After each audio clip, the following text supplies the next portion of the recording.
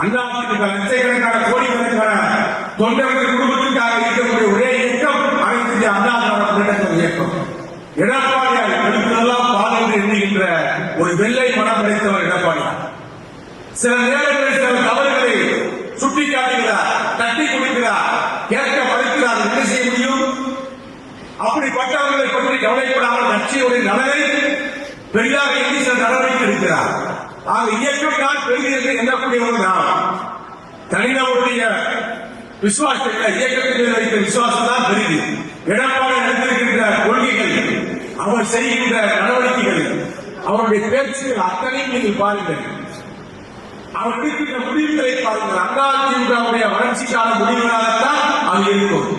இன்றைக்கு அதிமுக பாரதிய ஜனதா கூட்டணி அமைந்திருக்கிறது. இந்த கூட்டணி வெற்றி கூட்டணியா?